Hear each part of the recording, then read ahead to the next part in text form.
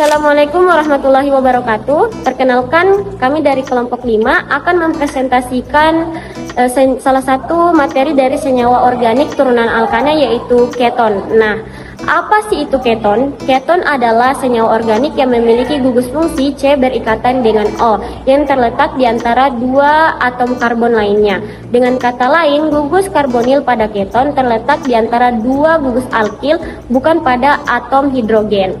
Nah, dengan hal inilah yang membedakan keton dan aldehida, di mana aldehida gugus karbonilnya terletak pada setidaknya satu atom hidrogen. Secara umum, molekul senyawa keton dapat dituliskan dengan R berikatan dengan CO berikatan dengan R aksen, di mana R dan R aksen adalah gugus alkil yang dapat sama maupun berbeda. Apabila R sama dengan R aksen, keton tersebut disebut keton simetris. Sedangkan bila R tidak sama dengan R aksen, keton tersebut disebut keton asimetris atau keton campuran. Nah, kita masuk ke dalam poin yang kedua, yaitu gugus fungsi. Nah, gugus fungsi itu adalah atom atau kelompok atom yang menentukan sifat khas suatu senyawa organik. Nah, gugus fungsi keton adalah gugus karbonil yang diapit oleh dua atom karbon. Nah, karakteristik gugus fungsi keton itu ada 4. Yang pertama, gugus karbonil C berikatan dengan O bersifat polar karena perbedaan keelektronegatifan antara karbon dan oksigen. Yang kedua itu ada atom oksigen pada gugus karbonil memiliki dua pasang elektron bebas yang dapat berinteraksi dengan pelarut atau reagen. Yang ketiga, ada gugus karbonil pada keton tidak dapat membentuk ikatan hidrogen dengan sesamanya karena tidak memiliki atom H yang terikat langsung pada O, namun dapat membentuk ikatan hidrogen dengan molekul air. Dan yang terakhir, ada atom karbon karbonil yang bersifat nukleofilik atau kekurangan elektron sehingga mudah diserang oleh nukleofil. Nah, selanjutnya adalah sifat-sifat. Nah, sifat-sifat itu ada 2, yaitu sifat kimia dan sifat fisik.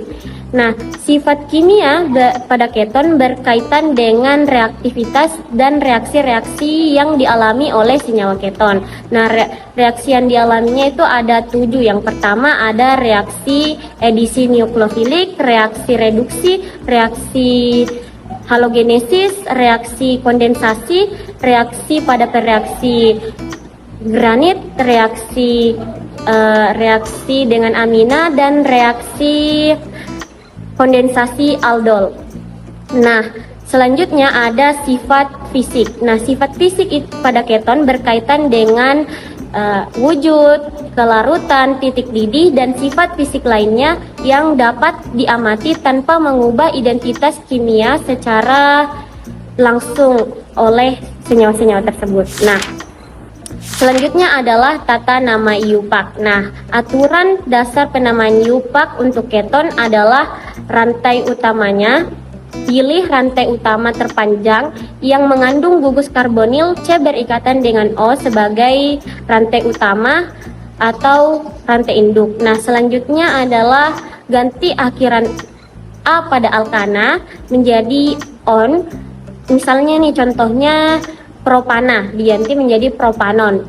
Misalnya lagi butana diganti menjadi butanon. Nah, selanjutnya ada beri nomor pada rantai mulai dari ujung yang paling dekat dengan gugus karbonil, sehingga karbon karbonil mendapat nomor terkecil. Sebutkan substitution atau cabang yang sesuai disertai dengan nomor posisinya, diurutkan secara alfabetis. Dan selanjutnya adalah untuk keton siklik digunakan awalan siklo dan akhiran anon, misalnya sikloheksanon.